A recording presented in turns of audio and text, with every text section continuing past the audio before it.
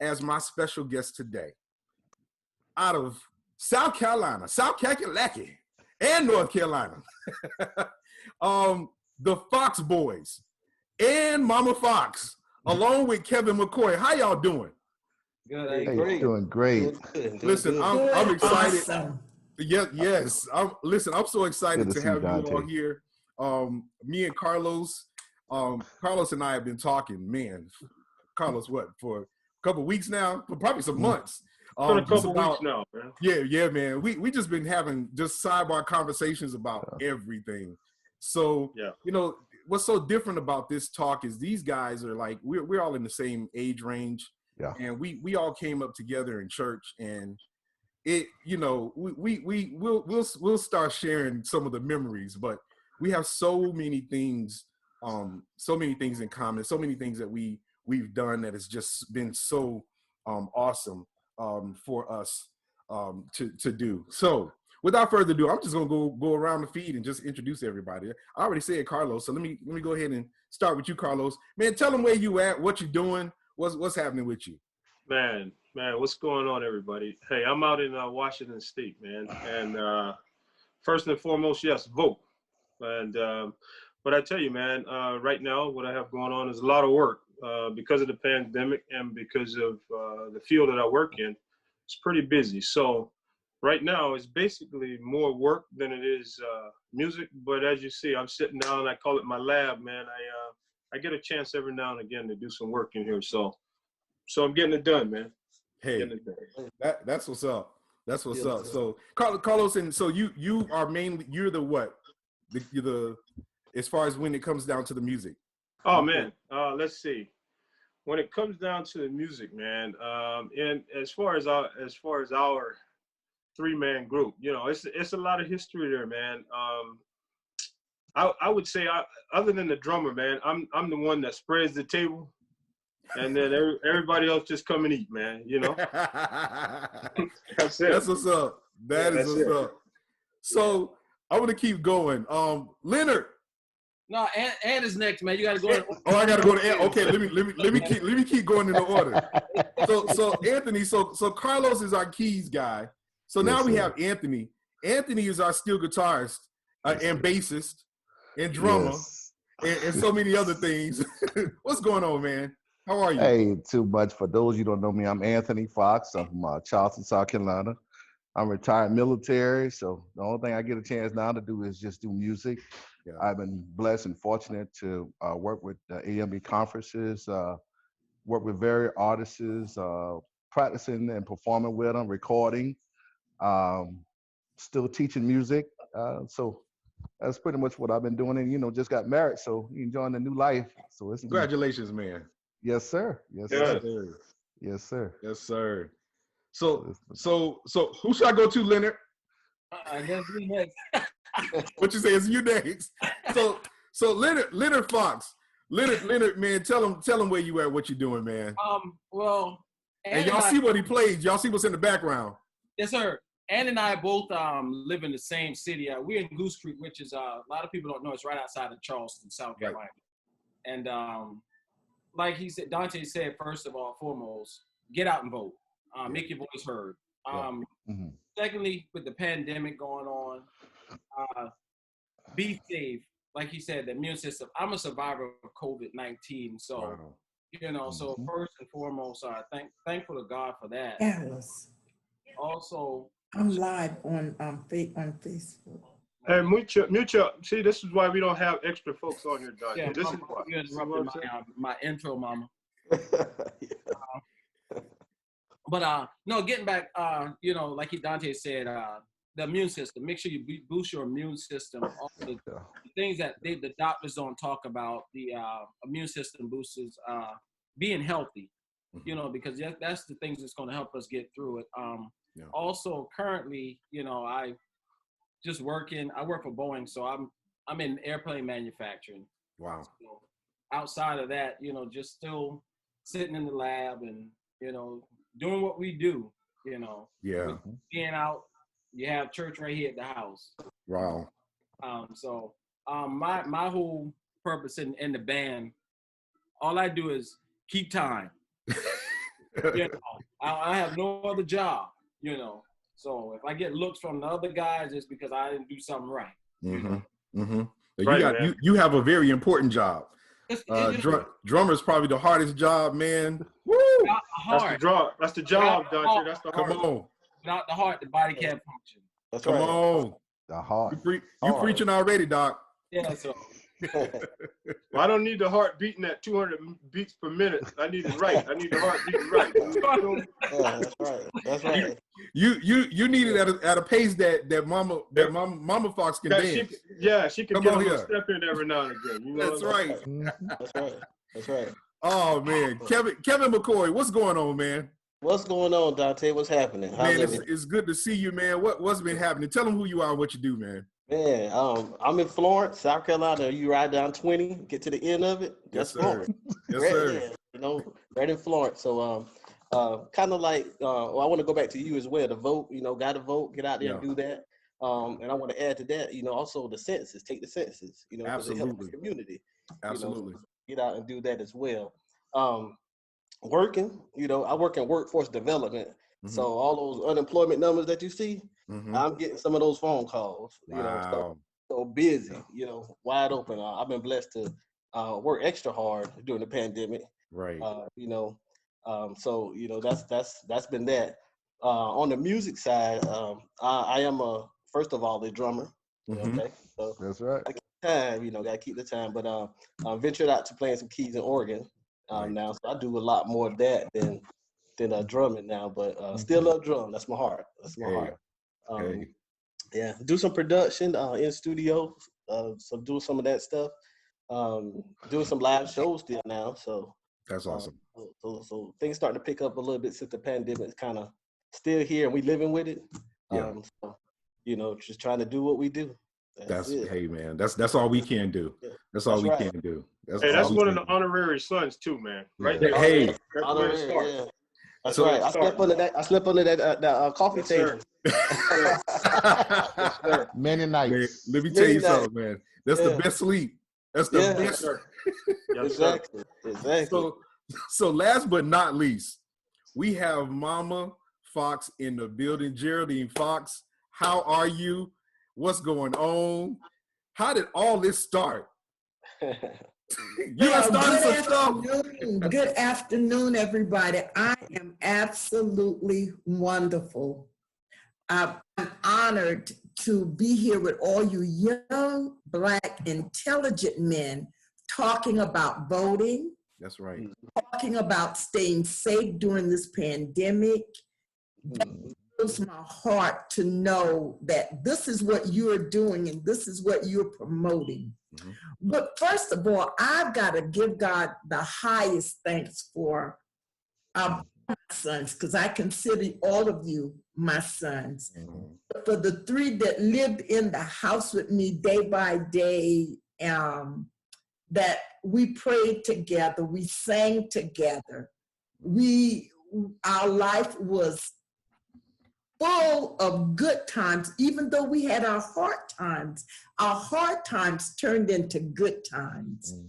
So that's what made it all together. And then God blessed me with an awesome set of parents and siblings that when I had to work 2 and 3 jobs, they were there to mentor these guys, just making sure they clean the house, take the trash, do those things, but they also don't put all the business out there in the street.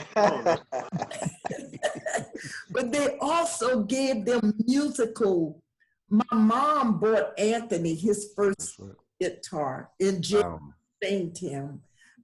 Jerry gave Carlos his first keyboard and trained him. Wow. So all I take credit for is being their #1 pusher and their #1 supporter. Wow.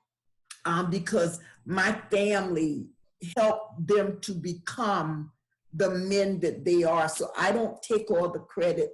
All the blessing goes to God. And, you know, I think about how when they first started, it was so bad, but we would still turn our head and clap. Because when you're starting out, It hadn't come together yet. Right. But one day, bam, it hit. Yeah. Yes, ma'am. They would set up, when we lived out in South Carolina, on Thanksgiving Day, they would all have their music, the drum, the guitars, the keyboard, and actually think we were having a live concert in our yard because they didn't just keep it in the house. They shared it and abroad. And so today, God has allowed me to live to enjoy the fruit of their labor. Even my brother Jerry that's going on, he was so instrumental in these young men becoming the men that they are, actually in the area of music. That is so powerful. I'm glad you started off with that, because it's first of all, as a musician and growing up in the church, as you all know, it's not an easy thing when we first start. And you all, when I say you all, our parents, our family members are just our best support. And y'all hear us, like you said, when you had to turn your head to the side and bear through the pain, bear through the travail of us starting this music and the music ministry in all of us. So it goes without saying that we are so appreciative of you and just what you all have done as family members and as our mother to bear with us and be patient with us and root us on, even when we didn't know if it sounded good or when it sounded bad, and y'all just wanted to encourage us. We appreciate it. We appreciate it. Right there with it. But see, man, that's the thing. So she only telling you part of it, because now they'll tell you, they'll turn their head, man, and you know it was bad. You playing it and you know it's bad, right? Yes. But they won't stop singing, so you just got to keep playing, right? And that's how it always is, man. That's how it always is. That's how it always is. It was bad, man. But you know what? It taught us, and I think we the musicians that we are today because of that. Exactly. So I have to go back. So you mentioned two people. Jerry. And you mentioned your grandmother. Yes. Who was very instrumental in giving you all your first musical start and even your first instruments. Talk to me, Carlos. Talk to me about that. How did that come about with you? So I'm gonna tell you, my grandmother was very instrumental because Elder Irene Robertson Gadson, man, she was an evangelist, so she was always out. She was going to all these different towns, setting up churches, and you know how it was, man, growing up on Wednesdays and Friday nights. You was going to church. I mean, I was a basketball player, but you going to church. So, and you gonna play music. Right. Now, not a lot of people knew, man, when Jerry was along, because see, we was fortunate to have Jerry around all the time. And Israel. You can't forget Israel. And forget Israel. Israel was the bass player. So it was Jerry and Israel, man. And nobody, those guys would be out, man. But I'm gonna tell you, when we first got started, those were our two mentors, man. And we spent so much time with them in church. But the cool thing about being around Jerry and Israel, they had already known so many other top tier musicians, right? And the church. Right. And so we had a chance, man. I mean, we had a chance for Anthony. He had a chance to meet Lonnie when he was a young kid. Yes. Which really inspired him, right? Yeah. Jerry bought us our first instruments. Grandma brought it. She just said, you guys are going to do this. Now, not many people knew. I was a drummer starting out. Okay. And I played with Jerry in Israel, starting out a long time ago, man. Wow. I got video. But I'm gonna be honest, man. Now, I got video of that. So wait a minute. So that was the first Fox Boys connection. The first family connection. Wow. But I'm gonna be honest, man. I was in Nashville a couple times, and Derek Campbell. Shout out to the Campbell family, man, and my condolences to them. That was one of my mentors, man. But I'm gonna be honest, man. I saw how hard those brothers was working in Nashville. Now I love the style. I wanted the style, but man, I'm like, yeah, that's a little bit too much for me because I'm there for 7 days. I'm gonna have to bring 14 suits if I plan to ever want to play the drums tonight. For real. What we doing, man? What we doing here? No, it was a lot of work. So it was. I just developed onto the keys And I'm gonna tell you, one of the biggest group, man, and a lot of people know this, was the Camel Brothers. Yes. When we started, because see, we had the advantage of being able to travel, being able to hear those guys, and hearing those three guys, they sounded like a full band. So I'm going, okay, you know, I was playing key bass on the keyboard before key bass was even a popular thing, right? Mm-hmm. So I wanted to set the stage for, okay, my brother's on the steel, Lenny's on the drums. So I'm locking down the bass and I'm locking down the chord. I'm locking down the chord structure. I'm locking down that whole section. Right. And, you know, we formed that pyramid, that three-man group. We formed it. Wow. You know, and that's where we got started, man. And Jerry was just an integral part of where we were. But as far as starting out, man, that was one of the groups we emulated, man. Wow. And whenever we could hear them, man, I felt almost like if you ever saw that scene of What's Happening when Rerun was recording the Doobie Brothers concert. Yes. He was bootlegging. Come on, man. I had the tapes. Yeah. You had to get the tapes, man. You had to go get the tapes, man. But Dante, yes. one of the things was, because I had to work so much, Carlos was very responsible. Wow. Had the opportunity to travel and go to different assemblies, Sunday school sessions. And I wanted them to have that exposure and have that connection with other musicians. Right. Yeah. That's and you know what? It shows. It shows. And you know, I remember, I don't remember our very first time, but I remember coming into South Carolina. I remember, Carlos, you guys coming to Atlanta. Yeah, yeah. And connecting. Yes, sir. Man, there was not a time when we connected that we were together. Yeah. You know, there were times when, Carlos, you weren't there, and I called Anthony. Whenever I came into town, I called Charles. Hey, man, where my boys? I always had to see the Fox boys when I came to. Well, I think Charles Ryan was the one that connected us, because when he came to South Carolina, another big mentor to me as well. He, I think that's how we got connected in South Carolina, because once he got there from Florida, then you know you was coming to the assemblies, because Shy and Hunt, all the guys, the whole crew. It was just family. It was just the ATL crew coming to South Carolina, and bring your instruments, because you're gonna play. You're gonna play. You're gonna play. And you know what? That shows the love. It showed we had a healthy camaraderie, you know, amongst each other, and it was just so welcome.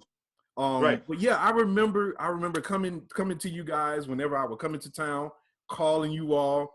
Y'all would leave service, come to me, or I would be wherever y'all are. Right. It was a win-win. Exactly. And then I remember with moving to Atlanta, meeting Jerry, meeting your Uncle Jerry, and firsthand, like I was just blown away, not only because of his musical abilities, but just how humble he was, how giving he was. Yes. You know, this dude, he looked at me and was like, I'm not showing you that, man. You already know how to play. I said, Jerry, but I didn't do it the way you did it. That's Jerry, man. He was so cool with it, but it was just so unique. And Jerry played steel. He played keys. I'm sure there are other instruments that he played, but he was everything.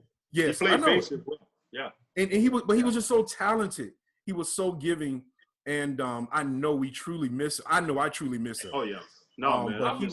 But I know he's had a strong influence on all of you. Yes, sir. So Anthony, tell me a little. Go ahead, Leonard. So here's the thing, right? Like you said, growing up, you know, music was one of those things we had to do. One of the things we did not have was the ability to go get lessons. So we were our own teachers. Okay. So Carlos, coming from drums to keys, he taught me drums. And going from keys, you know, Jerry taught him keys and taught Anthony the guitar. But with the biggest thing that we were all taught was structure, and your place. Your place as a musician. So as a young musician, you know, as a drummer, listen, you don't roll, you don't use all the toms. Your job is to keep the time. Right. You know? And it was structured that way. Right. Learning to play the keyboard. Everybody had a job to do. Right. And the first thing you had to do was hear each other. If you can't hear each other, you can't play together. Come on. Play together, bro. You know? So growing up, you know, we learned structure as far as your instruments. Yeah. We learned structure as far as songs. A lot of guys now, and I laugh, can't play hymns. Dude, come on. Say that one more time. Say that one more time. A lot of these guys can't play hymns. Let's put a quarter in the parking meter and let's stay here for a second. Oh, yeah. You're bringing up some stuff. 2 quarters. Listen, 2 quarters.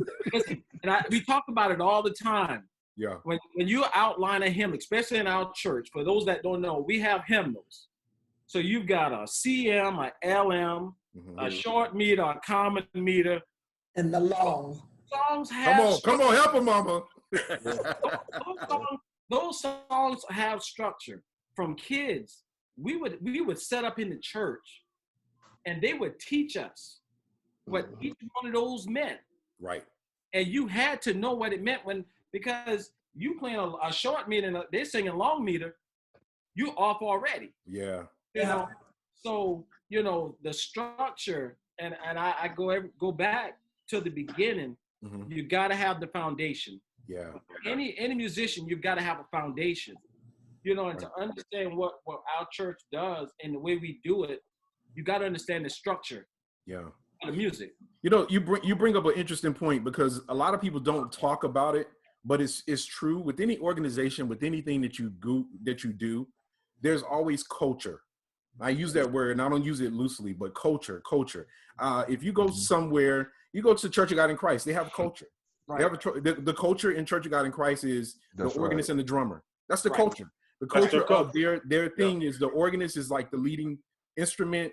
You know, you got a tight drummer. You're going to have some bass players and lead player, but it's that organist and that drummer. That's the culture for most Church of God in Christ. When you come to the house of God, it's steel drums. It's the guitar, you know, it's that, the steel is leading out, but we're hymnal based, you know, we still do hymns.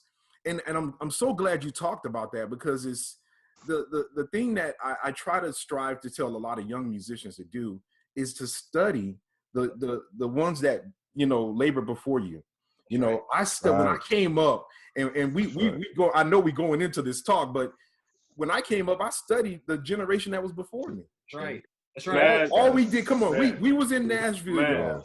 And when we were in Nashville, I wish I had a tape recorder with me, but we had our tape recorders and it was all right there. It was by the amp, it was by the drummer, it was by whoever it was that we were trying to emulate. Exactly. And it was, the whole purpose was for us to go home, listen to it, and regurgitate everything that they did and make it our own. That's right. Because if they did it, they did it right. Right. Hey, but you know that on that, man, that is very true. Nashville set the standard for a lot of different things because I had to listen to everybody, man. So the bass players that was there, the Rico Harmon, I mean, everybody, Rico Beard, Lorenzo, you know, Alvin. Phil, all those guys, man. I had to listen to all those guys when they were playing bass. That's not even before Phil went to the lead. I was checking these guys out when they was playing bass. Alvin, you know, when they were playing bass. And so as I listened to each instrument and I learned each person's voice on their instrument. Ted, Calvin, Chucky, man, we would come back and we could emulate all that stuff, man, because we heard all of their styles, and everybody has something to bring to the table, man. Everybody, every musician has something unique to bring to the table, their voice. And it speaks to our musicianship. So you brought up some stuff. You brought up two things, Leonard, that I want to carry on.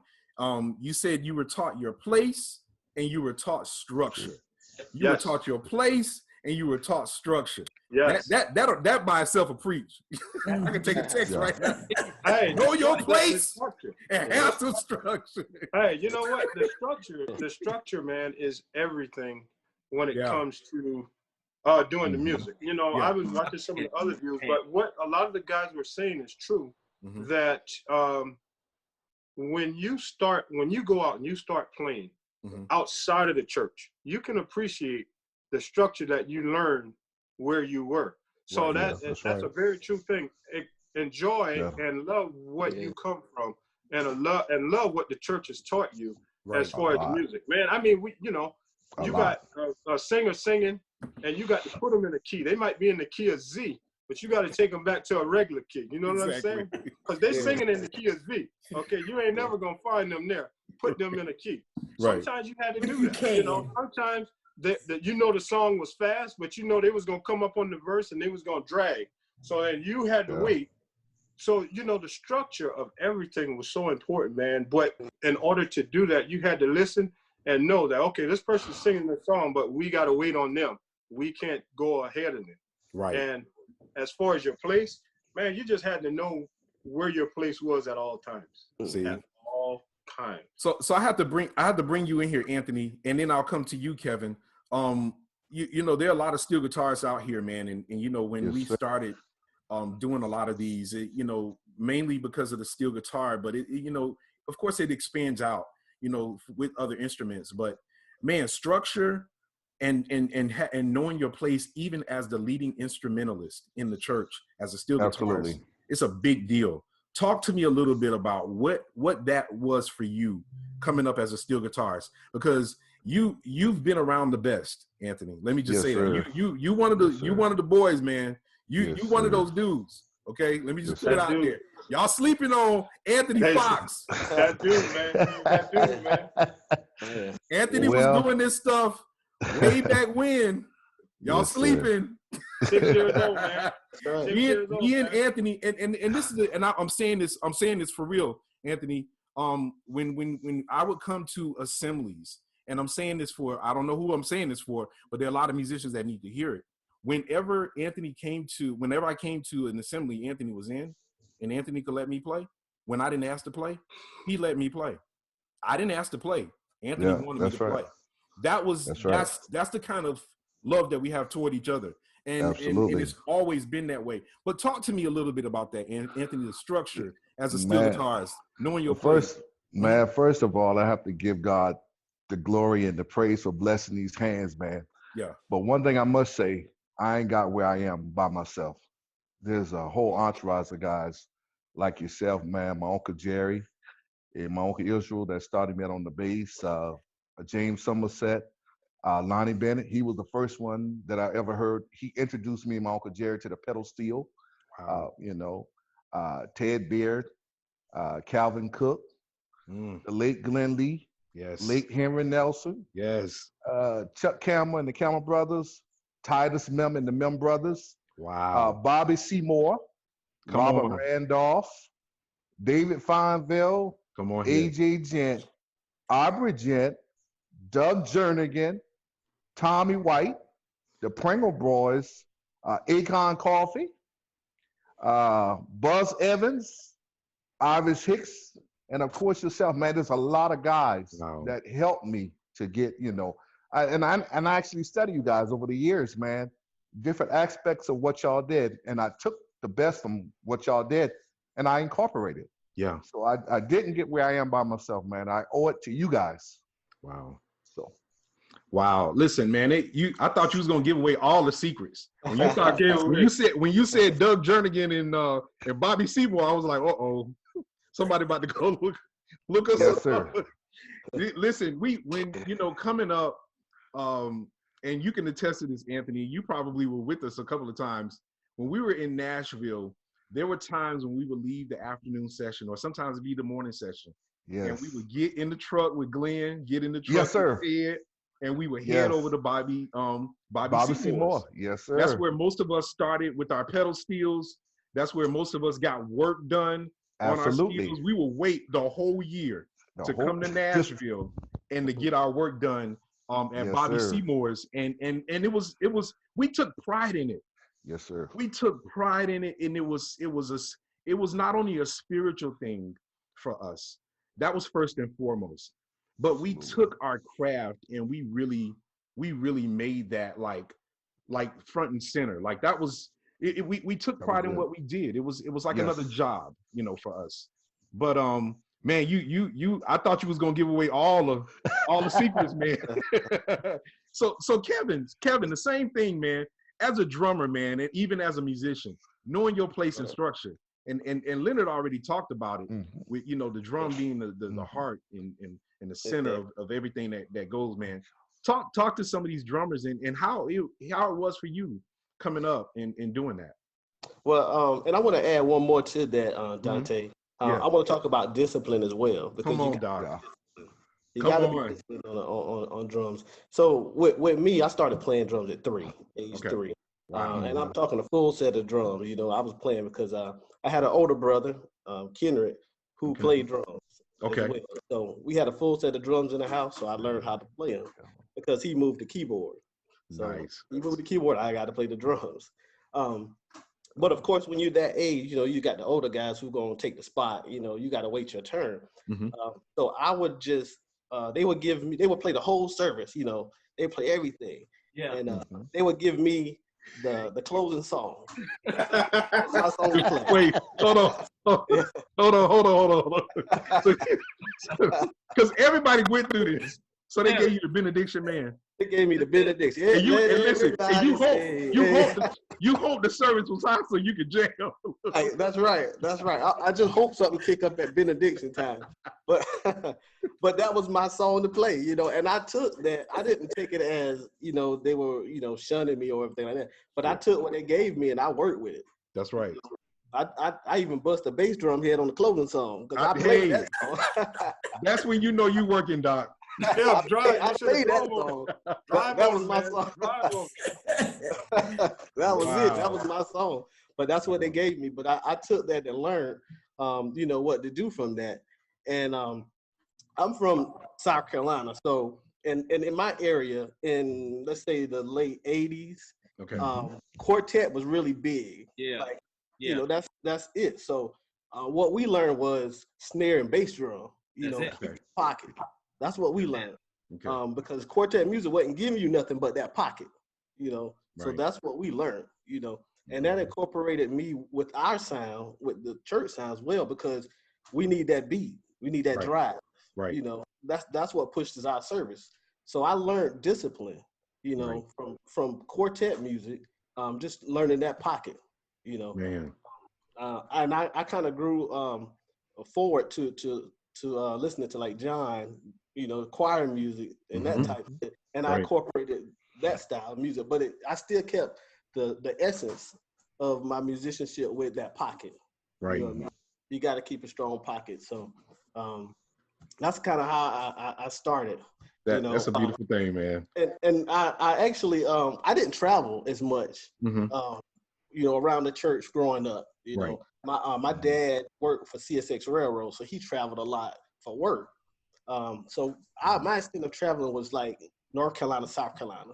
Right. That's it. So I didn't know any of these guys. I didn't know, you guys growing up. I didn't know, anybody from New Jersey, and Nashville. We went to Nashville every year. And that's when I get to hear the different styles, different players. And I was like, wow, it's a different sound because every section of the church has their sound. Right. The region has their sound. So I got to hear that in Nashville. But I got connected to everybody when I kind of became an honorary brother of the Foxes, because the Foxes introduced me to a lot of people. Yes, sir. I mean, every I was like, wow, they was like, yeah, So I was like meeting everybody. Shane, I met Shane on drums. Carlton, I met him, Ivan, all these drummers I was meeting. I was seeing them play growing up, but I never knew them. Wow. And I always laugh about Facebook these days because you never really knew anybody's name growing up. You didn't know who they were. You saw, but you can kind of know who their names through social media and stuff. But no, going back to it, they introduced me to a lot of people growing up that really influenced the sound. Wow. Like Campbell, the Lee Boys, yes, sir. To all of those guys, man. Calvin, all of them, all of the steel players and stuff. I was introduced by the Fox Boys. Because we were with them. Yeah. Man, we had backstage Kevin pass. Kevin was the one that would sleep under the dining room table. That's right. Tell it all, Mama. Tell it all. Hey, since she put it out there now, I don't know if he's watching this, but one dude I do got to call out on here, man, because yo, beast of a bass player. This dude is like my brother, man. John Dillon. I'm glad you said that. Dude. JD. Yeah. Shout out to JD. Yes, John. Yeah. Shout out to John Dillon. Yes, hey, sir. Dante, I'm gonna tell you, man. Growing up playing like with my brothers, it was hard, man. Them dudes, man, they're hard. Them some, you know, they're like them guys like the mafia. Really, you know, you might die back there on the drums, but you better keep the time, no move. Keep the time, man. That's right, man. You know, and if Carlos having to look back, you're like, man, come on, man, look, man, I'm about to die back here, man. Hey, we need another drummer there. They wanted you to keep driving. Yeah, keep driving line. But you know, it taught musicianship. Right. You know? And I always use that because, you know, like Kevin said, he brought up some more words: pocket, discipline. Yeah. I tell everybody, man, Derek Campbell. Yeah. You know, when I say, man, I would go to Nashville and just wait for this dude to break a foot pedal. Yeah, right. Exactly. You know, Exactly. If I didn't see him change out 2 foot pedals, man, I was like, man, you know. Right. But when you talk about a 3-man structure, you know, the Campbell brothers, man, it was like it was like a home cooked meal.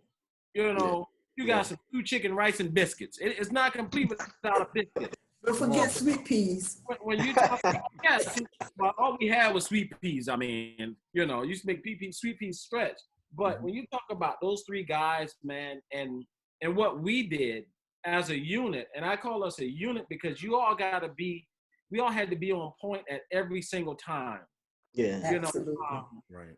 Carlos had his job to do on the bass, which locked me in on the drums. He still had to fill in. Ant had to keep the top. And guess what? If Ant didn't keep the top, the general was back there like, hey, man, get back on top. I got bass. Let's go. Let's do it. So, you know, it was just that thing. So when you started adding in David, you know, so now we got 2 keyboard players set up. Yeah, absolutely. Right. And then, you know, Kevin coming on the scene. I mean, it was like, man. Hey, that's when he could get a break. That's when he could get a break. That's when I got a break. Kevin came on the scene, man. That's when I got a break. Kevin held it down. You know, so then now you could add other pieces because your unit, and I'm going to tell you, if you didn't fit in with the unit, you didn't play. That's right. Hey, one band, one sound. And listen, you can bring your bands if you want to. If it wasn't what Carlos and Anthony wanted, hey, man, we got this. Just go ahead and unplug. Just wait for the program. Wait for the program to start. Well, and it wasn't being mean. It goes back to well, he could say it. Was. But it was more of, and Dante, you know about this. Yeah. Traveling a lot, meeting different musicians, knowing different styles. Right. And man, when people came into the state of South Carolina, that was like another mini General Assembly, man. Yeah. I mean, the state of Florida, state of New York, state of South Carolina was some of the biggest assemblies. Yeah, because you had the biggest diocese. Outside of the General Assembly, because they were some of the bigger dioceses. Right. So we had folks. We had Darrell Brundage come through, man. You know, we had guys like that coming through. Henry Nelson, he was coming through. You know, we had the Campbells come through. We had Glenn and those guys come. And when Jerry was there, man, you know, we had a lot of folks that was coming through, man. Right. And it just really set the tone to that next level of music, man. I mean, you know, you bring it. When y'all came from Atlanta, y'all was bringing it, man. Dude, listen, listen, man. We could. I remember those times, and you know what's funny is that most of us, like a lot of people, see me and they know, yeah, I play steel, but a lot of times when I came to you guys, I was on drums. Yeah, you did. Yeah. Come on, Leonard. There was a time I remember. There was an assembly that the Campbell brothers actually came. Yep. And I ended up playing drums with Chuck and Phil. And we were at some school, some auditorium, and it just happened to, you know, fall the way it did. Yeah, it was in Charleston. And it was just the way things went, you know, and we fit it. We made it fit. We exactly. You know, we made things work, you know, at that time. And it was about as Leonard would say, it was tough. It was hard. It was hard knocks, but it was about putting forth the best and our best effort when those moments, call for that. Dante, but you know that kid. I must say, Dante, I must say, and that's where sometimes me and my older brother, we would bump heads because I had such a big heart, hey man, you got your instrument, man. I would let him come in, and he'd be like, no, no, I got this. And not so, today. Sometimes we would bump heads, but yeah. But my question is, most of you all that play steel now started out with the drums. Even the keyboard, Carlos started out at the drums. So what's that progression? What makes that progression? That's a great question. If you can beat on a pot and pan when you're young, they're gonna let you do it in the church. I mean, they had the big bass drum, they had the drum set. I mean, you could always find your place on the drums first. You had to be a little bit more skilled to get on the keys and to get on the it's an increase of skill. So everything starts with rhythm. Everything starts with pulse. And like we say, everybody has a heartbeat. So it's timing is tempo, timing, all that is rhythmic. I'm getting tongue tied. So basically, when you're playing the piano, it's rhythm. When you're playing the guitar, you're struck into a rhythm. So it was easy for us to start with drums because everything is rhythm. So when you get the timing and you get the drums and you get that whole tempo piece and the BPM thing right, it's easy to switch off into other instruments because you start hearing other things that you want to do. Yeah. But everything falls back to rhythms. It's kind of like that African. What happened for me, Dante, is I had to move out the way because a lot of young people were coming up, and they, in our church is just a lot of drummers. Right. Everybody want to start with drums. So for me, I was like, well, I need to move out of the way to let some of the younger guys come up to play. That's where it always starts. Yeah. That's where pretty much everything starts when you musically with anybody, even some of the most professional people you've seen. They started as drummers. You were saying something, Mama Fox? Oh, I was about to say a well-kept secret way back in the day, way back in the day. Yeah, Mama used to play the organ. Tell it. Yeah. Testify, Doc. That's true. That is true. She had one tune. Tell us about it. One tune that would go with everything, Doc. Really? That would go with everything. Listen, Guitarist, I had more than one tune. Oh, okay. Catch with a few people. But back in the day when you just had a piano, you didn't have the steel guitar, you had a little mission and you had a little piano. I was able to keep the service going. Back in the 70s, when they were babies. But once God gave them the gift and anointed them with the skill, I carefully took my piano and slid it under the table because I knew I needed to play because God had fulfilled what we needed in my sons. Wow. Hey, Dante, I want to talk about one thing. When we talk about structure and placement and sound, you got to invest in your sound. Yeah. Yes. And we always go back to the Campbell brothers as our mentors, as our, the guys that we always looked up to, because not only instrumentally or musically were we looking up to them, we listened to their sound. Right. And when you talk about their sound, you talk about the kind of equipment they had. Right. The best of the best. When you talk about the steel guitar, Chuck didn't just come in with a tube amp. Chuck had a Black Widow and some other stuff that he had. You know what I'm saying? When Derek came in, his snare drum was tuned to perfection. It sounded like it was Mike, but it wasn't. Phil came in, Phil had all these effects, but these guys were like the timepiece. Hey, if this is what you're gonna do and this is how you're gonna do it, this is the equipment you need to do the job. Yeah. So we started incorporating that in our sound, and when guys would come in, Carlos and David would have these speakers here and there, and it would be two speakers, but the way they had the sound mastered, right? You gotta invest, in your craft. Carlos always told me, he said, man, look, wherever you go, make sure you got your snare, your foot pedal, and your sticks. Yes. Cymbals, yep. Snare, foot pedal, and sticks. Because guess what? The rest of that stuff you really don't need. That's just accent pieces. Yeah. Mm-hmm. So you bring up a good thing, because literally a lot of what I talked about the Campbell brothers when I was talking to them 2 weeks ago, and one of the things I gave them credit for, and I'm coming from our generation, and you said it, you confirmed it, is that they were innovators in the sense that they took the sound from the Henry Nelson, the Calvin Cooks, the Ted Beers, okay, and they gave us that same thing, but they innovated it. They bought the effect pedals. You know, they bought the wahs. They bought all these the envelope filters, all that stuff. You know, we're over their shoulders looking like, what is that? Right. What are y'all using? As you talked about Derek on drums, the same thing. The way he would tune his snare.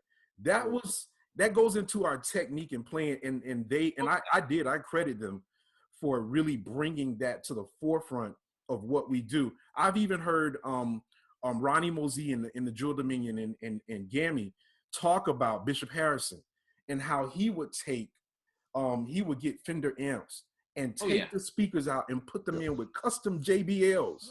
Right. Like, it was just the thing to do. Like, they invested in what they wanted in sound. That says a lot about musicians. I could talk about it from a whole spectrum of things, from ministry to preachers to teachers to you whatever you do, you have to invest in whatever it is that you're doing. And I remember, Carlos, when I would come to you guys, as Leonard stated, y'all had sound systems. Y'all were one of the few bands in the church, in the organization, in our age group, okay? Everybody played with amps, but y'all had sound systems. And y'all were doing it before time. Well, you know, that was one of the things, man. Yeah. I mean, you could be good, you could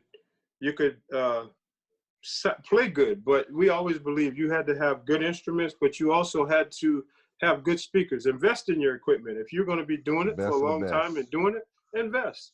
It's not cheap. And let's be honest, this is a conversation for a whole nother day. The church ain't gonna buy you that stuff, but you love it, invest in it. Absolutely. That's right. If you love it, invest in it, because it's just gonna pay for itself in the end, man. Trust me, I'll tell you. Man, this is good stuff. Listen, Carlos, if you have the information for the feed, send it to your Uncle Israel. He's on Facebook. He's on Facebook right now saying, "How can I get a part of this conversation?" Send him the feed. Send him the feed. Send him the feed. I'm sure he has some stories he gonna share with us. Yeah. Man, let me get this dude, man. Yeah. Send him the feed so I can bring him in. But this is good. For those of you all that are on Facebook Live right now, thank y'all for joining in. I am with the Fox boys, with Mama Fox and Kevin McCoy. This is some good conversation. We're talking music, everything Sacred Steel Nation, and we were just talking about sound and how innovative and one of the things that I really admire about you guys as well is I attribute this again to your upbringing. You guys were never selfish. No. Yeah. And I say that again, you weren't selfish. Whenever I saw you all, whenever we all were together, we were always giving. We were always, hey man, you want to play? All right, we'll switch off and do this. And it was just that was our norm. So that, for me, as a band, as a group of brothers, as a family, family component, to bring that to the forefront with all these other musicians that are coming up, that's positive. To see how you guys interacted, as a family, but bringing other people in that may have not been a part of the family. As you said, Anthony, sometimes y'all bumped heads because you didn't want to, do certain things sometimes. Talk about that. Well, like I say, my brother, he kind of, he wanted to go a certain way. So, hey, it worked out. But we just had such a great time. And I can remember the times when like Ted Beer would come to our state assembly, and I would change the strings around for him. I just wanted, the guys to feel welcome when they come to Carolina. I had an opportunity Bobby Wheeler, me and Bobby shared the stage when he would come to Carolina, man. So, you know, it's just all about working together, man. That sharing that musical experience, you know. Yeah, it is. Just having a good time, you know. It is. Man, I don't want to make me sound too mean, man. You know. Man, that dude was like Hitler, man. But you know what? But you know what? Somebody has to lead. Carlos is, Yeah, no, he was a leader. as the oldest, he's always taken that responsibility. Yeah. But then Anthony, being the big-hearted one, you know, he wanted to share it with everybody. But then Carlos was, you know, he was on task, and so it always worked out. But that's what they've always been. Right. Basically, you could share, but I mean, you could, you know, there was certain times you could share, and then there's certain times, hey, you. That's right. This is a job that you have to do. Right. Do the job, man. And but you know, overall, man, it's like you said, we were never selfish about. Hey, if you came to South Carolina, it wasn't if you was going to play; it was when you was going to play. Right. Absolutely. Right. I mean, that's just where it was. Absolutely. Yeah. And that goes without saying.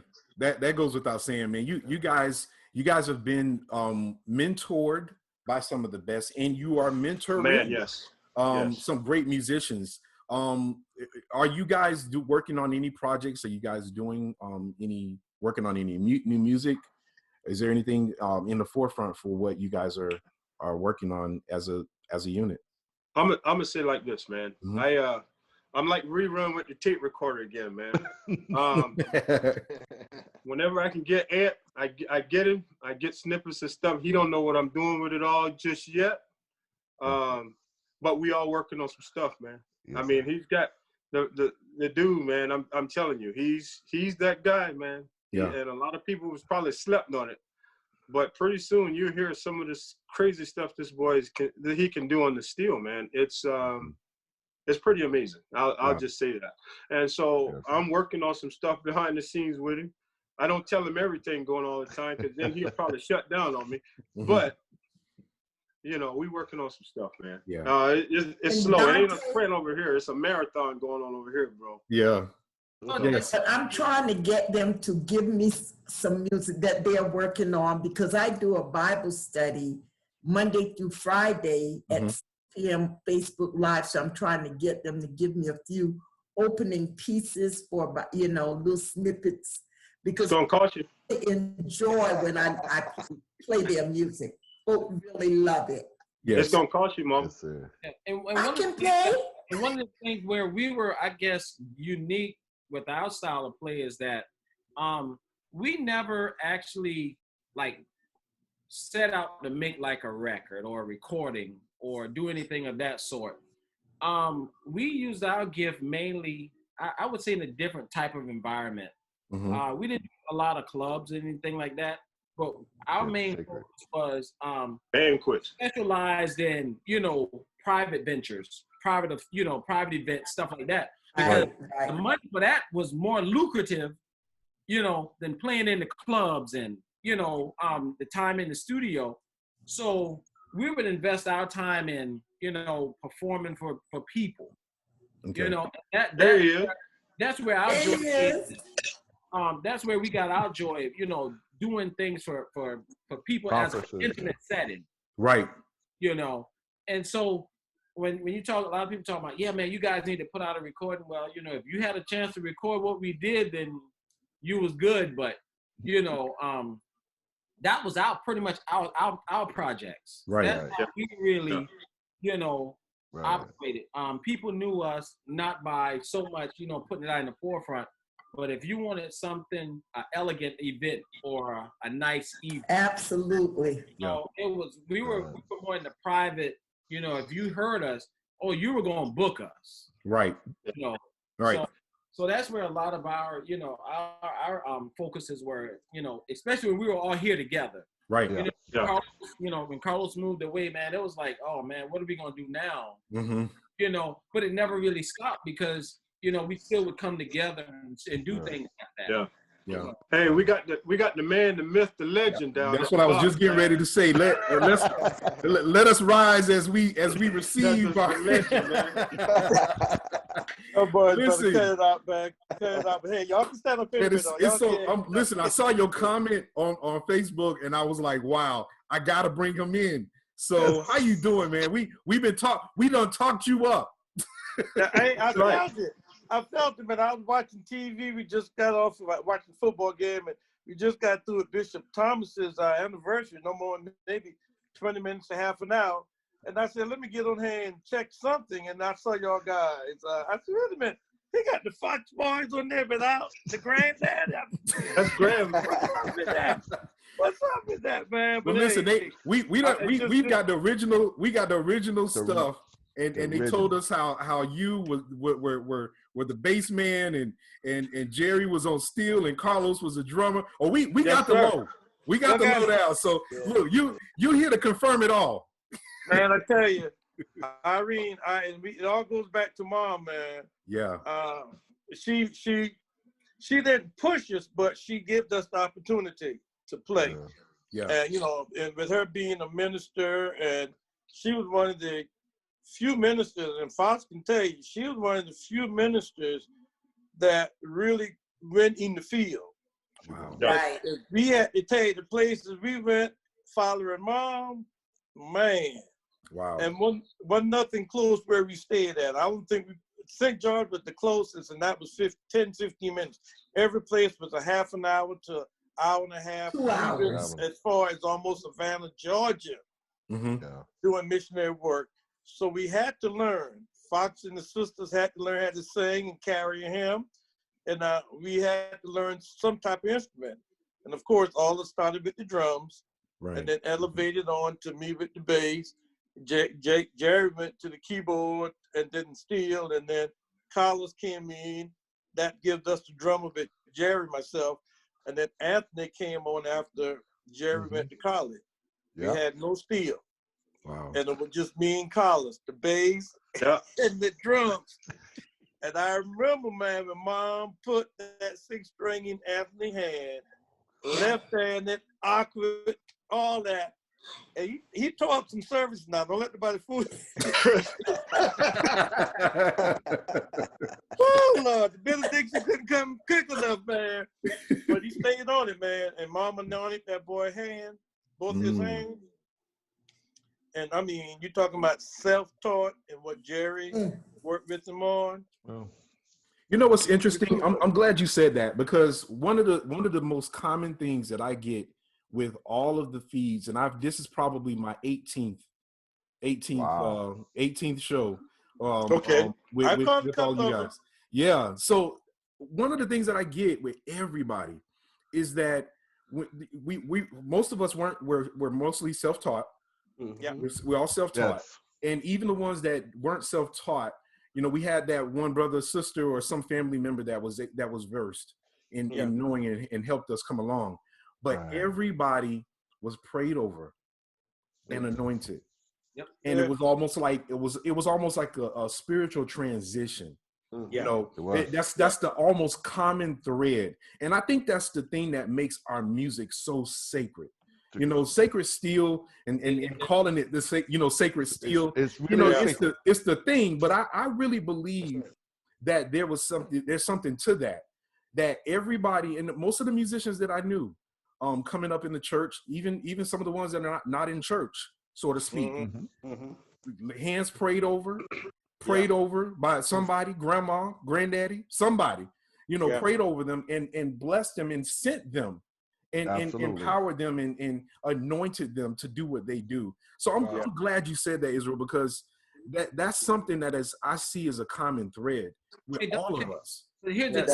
Somewhere, somebody pray for us. Here's the thing. I know that's they would make us get in the prayer line. Come on. Some of the prayers that we got, it wasn't because we asked for them. Musicians, get off the music. Get in the prayer line. That's right. Look, and look, you made us feel weird. And look, and if sometimes you didn't move fast enough, your head was wet.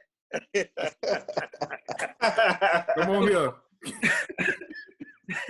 It made us feel weird. Those were the days. Yeah. Those were good days.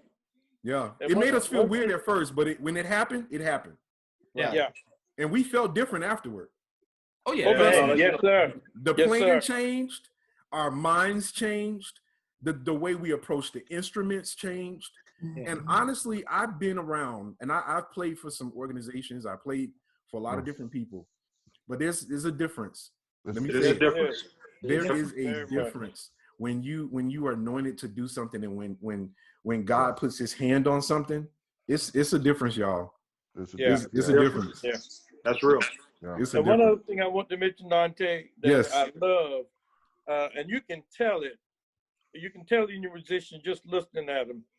It's the difference between playing in the spirit and then just trying to hone your craft at home, and then come to church and perform. Right. You can feel the service still, because some folks already got preconceived in their mind.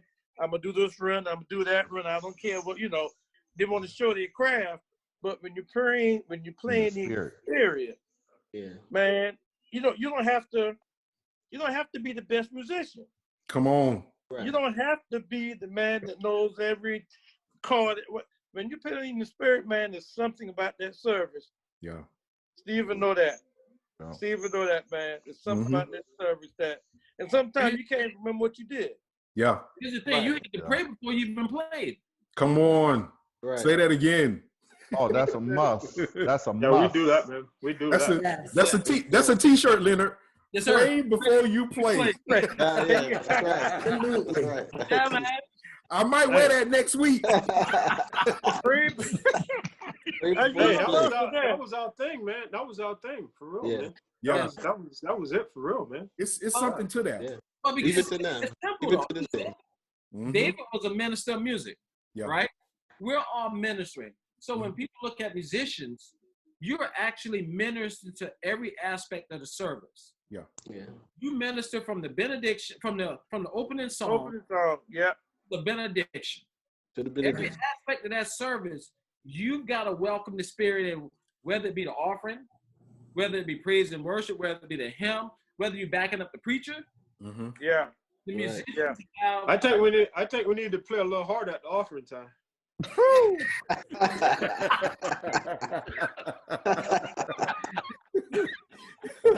If they have a little overflow, eh? Can the musicians get something?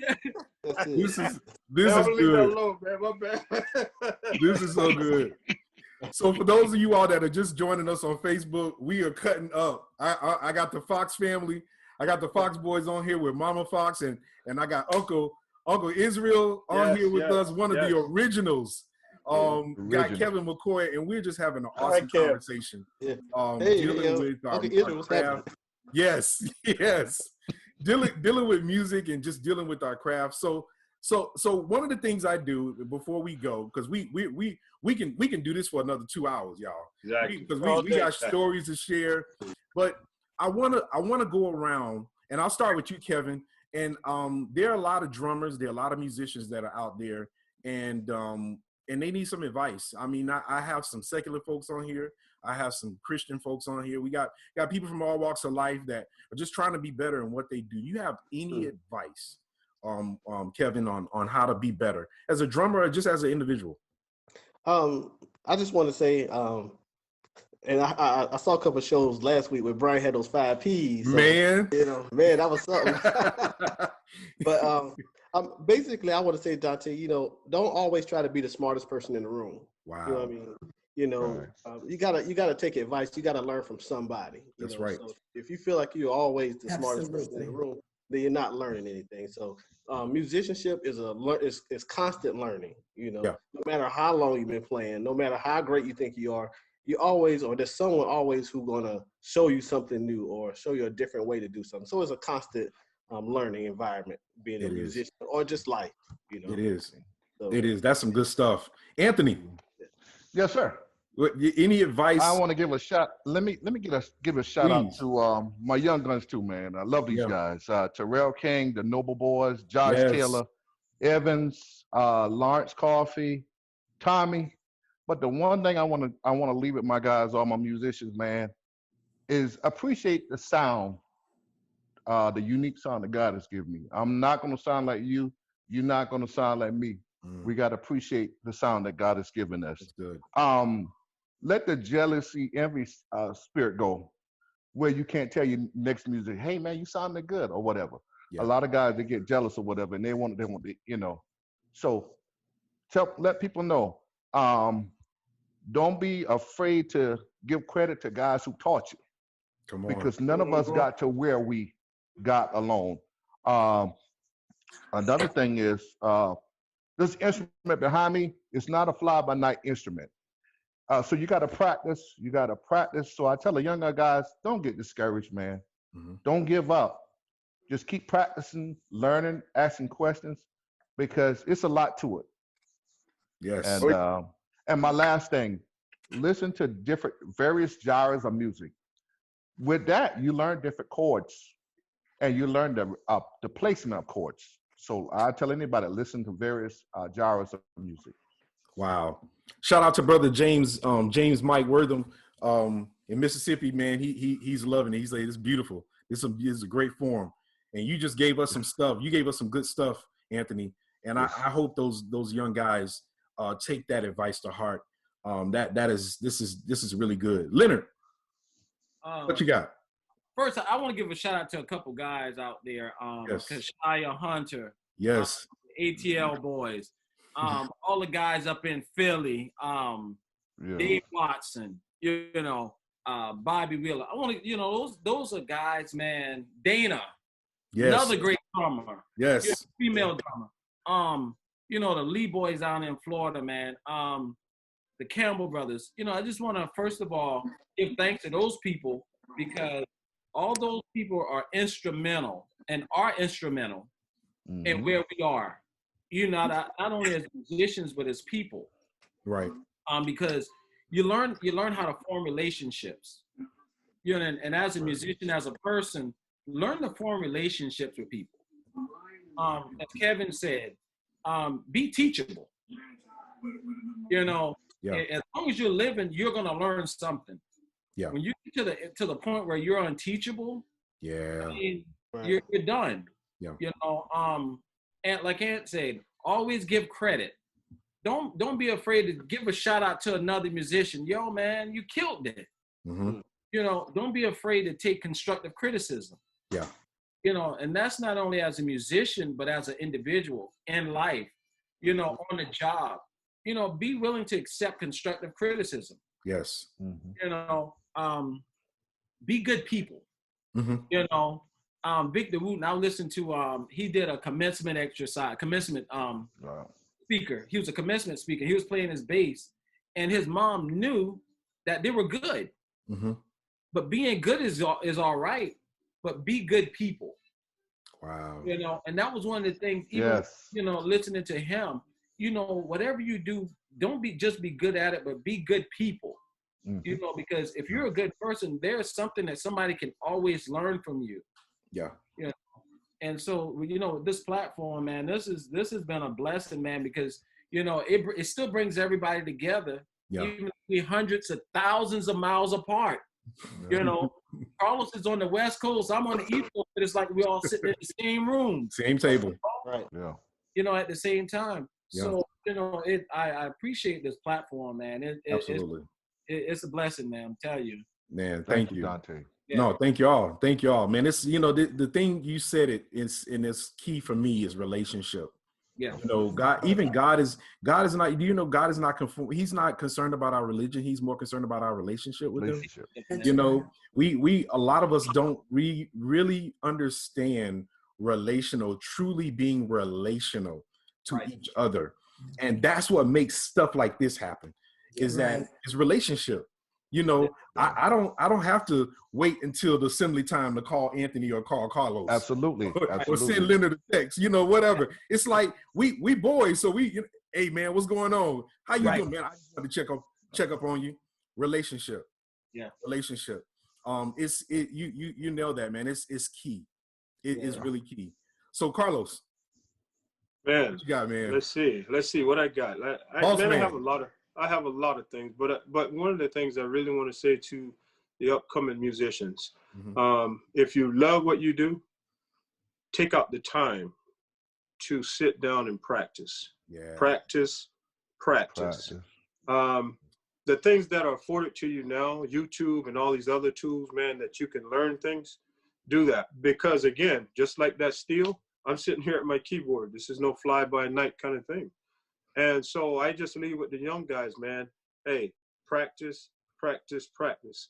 But at the same time, remain humble, remain prayerful, and just stay the course. Because actually, trust me, your gift will make room for you. I'm a witness to that, man, of the things that's going on with me, and some of the things and some of the people I've been able to perform with.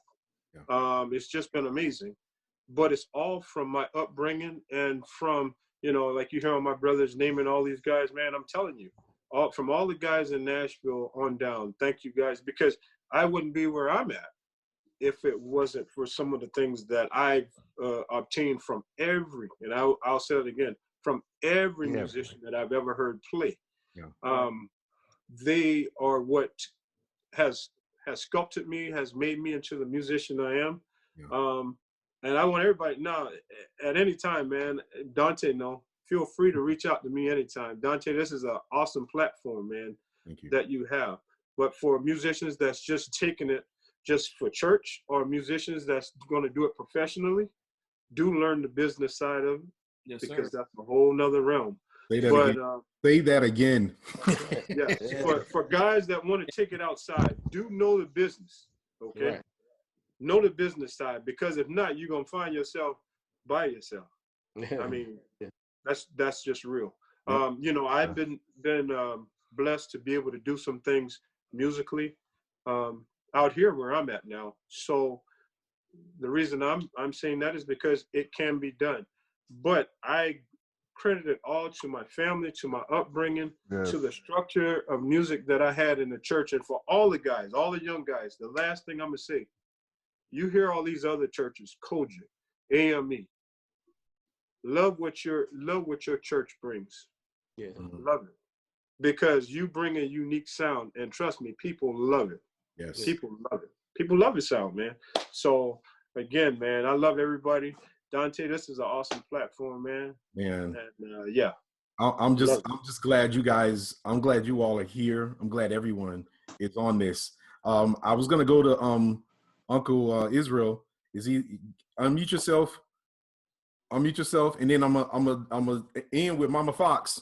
She gonna bring us in. I'm in. But if there's any advice, Israel, that you would leave with a lot of these young guys that are coming up, and you've been around, man. You've seen some stuff. You've been around some of the greatest steel players and musicians man. Hello. Come on. Come on. Talk about it. I mean, these guys are awesome musicians. So if there was a word of advice that you would leave them, what would that be? The guys hit on a lot of them, but one of the things I think Anthony may have mentioned it, especially when you're playing with great musicians and you're learning and you're coming on, be teachable. That's important. Be teachable. Let folks, if you're doing something and they say, hey, this, you can do it better, or listen and practice on this, be teachable. Don't get the big head. And when you have gotten to a certain status or standard, stay humble. Because a lot of guys, they get outside themselves, and people gonna praise you, and you want to have folks say good things, but you don't want to take that to your head to the point that, hey, now I'm above everybody. Y'all guys now got to listen to me. Stay teachable, stay humble, and we said it before. Always pray before any venture you go into or any service. Always let God's Spirit guide you through the service. And man, I don't care what nobody says, you'll be successful at what you're doing. That's right. That's right. Successful. Well, this is so good. For those of you all that are watching on Facebook, I'm just so excited to just even be having this conversation with the Fox family and friends and Mama Fox. And for those of you all that are on Facebook, share this post, like this post. Make sure you send this information out. Thank you all so much. And we're going to end with Mama Fox. But I'm just really excited about just the things that are happening amongst our community and the things that we do. I mean, how many pages do you go to and see a bunch of black men who play an unorthodox instrument like a steel guitar? Yes. And very versed in drumming and keyboards and guitar, and doing it for the right reasons, for the glory of God. And we just have these weekly talks about it and talk about how we can share it to others in such a positive way. You don't get this. You can't make this up, y'all. That's make this up. Dante, one last thing to echo off of what you said. I'm here in Nashville, so I get to see a lot of the country music, going to different musician stores. And when I let them know I'm at the House of God, the doors open, man. Wow. Y'all guys have made a reputation with that steel. These country music singers, man, they are how that steel guitar, Hawaiian guitar, they call it, can be played and go to such extreme, man. So when with what y'all guys have done, and the church as a whole, musicians as a whole, they need to know, man, they've got a name out there in the country music world, in the music world, period. They recognize and understand House of God, sacred steel. Yeah. Bless. That is. I had Clary Butler Jr. is on here. He says, I've been fortunate enough to play with Deacon Israel, Carlos, Anthony, and Lenny. Yes, sir. Yeah, you feel like an honorary Fox. And that was y'all, man. Listen, we love you too, man. At 5 Mile. So yes, we grew up. We were there in Charleston, man. 5 Mile. Yep. Yeah. Family. Hey, but Dante, everybody's probably kind of, like, how do all these guys, you have a platform with guys from Detroit, guys from South Carolina, guys from Atlanta, guys from Philadelphia, guys from, and people probably like, how do these guys, this one man know all these people? And the thing about it, every week we always go back to the same source, Nashville, Tennessee. Yeah. House of God Church. And that's where, if you look at where we get all of our mass, where we go, that's like our institution of learning. Right. Yeah. That's our institution of higher learning. Everybody get it from Nashville. Yeah. So the people out there, when you hear all of us talk about the Ted Beers and the Chucky Campbells, if you want to get them, you're going to find them in Nashville. And that was our foundation, man. You said, it was foundation for us when we would meet every year in Nashville. But the thing was the relationship we built. That was the glue. Yes. We not only seen each other, but we built relationships with each other. Yeah. So we didn't just say, oh yeah, that guitar player over there. Oh yeah, that steel player over there. No, that's Carlos. No, that's Lenny. That's Anthony. Yeah, man. Oh, that's Kevin. Yeah, that's the drum. It was that kind of thing because we had relationship with each other. Yeah. So that, man. And the thing about it, I want to say real quick, when we were growing up, there was no social media. So that's right. We couldn't see each other. We couldn't call each other because long distance calling costs. Yeah. There you go, Kevin. If you see my interview with Robert Randolph, me and Robert called each other so much. That's right. About our phone bills. Dude, right. I mean, because that was the only way we shared. When me and Robert was shared on the phone. That's right. We were spending $200-300 on our phone bill. Right. Yeah. Because we didn't have FaceTime. We didn't have, the capabilities to YouTube then. It was a direct call. It was a long distance call. That's right. That's right. That's real, man. That is real. So when you sacrifice and you really cared about what you did, you didn't care. Yeah. You just did it. You did it. You did it. Man. So I'm gonna end with Mama Fox. I know you eager to tell us something or give us something that we can take along with us. So first of all, I commend you for your tenacity. Yes, sir. Platform in bringing musicians together in all of their crafts and their relationships. I highly commend you for that because I watch you almost every Sunday. Wow. So I know the people that you had on here, and it's been endearing to me because God saw fit to bless my family, beginning with my mom, my brothers, and not only these 3 sons, but my youngest son, Junior. I wish on because he has gotten into the drums and the bass. So out of 5 sons, 4 of them are musicians. I'm humbled and honored to God for that. And I'm humbled that the Lord saw fit to unite us, you know, as not just as family, blood family, but as family of God, as one, you know, together, loving each other, sharing with each other. So I'm grateful to God for that and for how he kept us, you know, and I encourage all of the musicians, especially my sons, and I thank God because I watched them mature to now, and I can sit with each one of them and have a concert because they know I love to sing. I go to Carlos and we sit in his studio and we sing for hours. I go to Anthony and sometimes way in the morning hours, he's up playing and I'm singing with him. So I've been able to grow with them as well as watch them grow with Leonard. You know, watching him grow, it's just been an awesome experience. That's very humbling as well. And I say to each of you, stay humble. Always allow God to give you direction and follow God's direction and keep that love and unity for each other. And Dante, you keep doing what you're doing. God's got a blessing for you. Amen. And all of you to keep it up. Vote, keep spreading the message that God has given you on this platform because it's very important. And while we talk about voting, make sure that you're registered to vote because a lot of people haven't been voting and they're not even registered. That's right. So we encourage all of you to be registered to vote, and let's continue to lift up the bloodstained banner of God. Realize the times that we're in. We're in a very unprecedented time.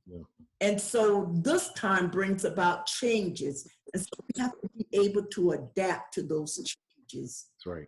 Make those changes as they become necessary that we might stay safe and that we might help. I love you guys. God bless you. Well, I love you all too. And I'm so thankful. Thank you all in Facebook. Those of you that have shared this feed, thank you so much for being here with us. This is awesome. We like I said, we can go on for about another hour.